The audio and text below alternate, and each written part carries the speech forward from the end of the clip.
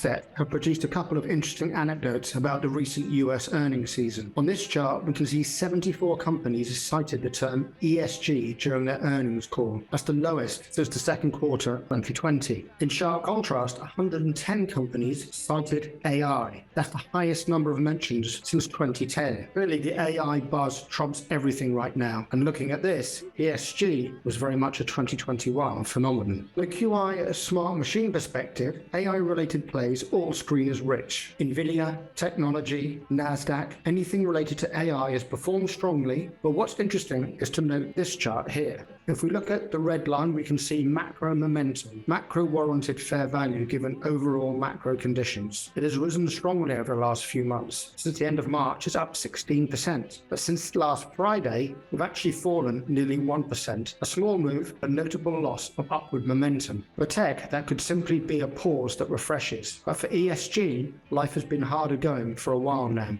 Here we can see our model for SUSE, the ETF that tracks the USA ESG Select Index, relative to SPY, the conventional S&P 500 ETF. And if we look at the red line, macro warranted fair value, we can see macro conditions have been deteriorating for the ETF strategy for some months now. Similarly, if we flip over to another ESG strategy, on this occasion ICLN, the Clean Energy ETF, and we're looking at it in ratio terms versus traditional energy, XLE. And again, look at the red line, macro warranted fair value, going nowhere, just sideways. At the moment, there's little macro justification for picking an ESG strategy over the regular strategies, including all the SIM stocks. So in short, the momentum is all with AI. AI is dominating. So between earnings calls and macro fundamentals, a clear view on where all the impetus is in financial markets of late.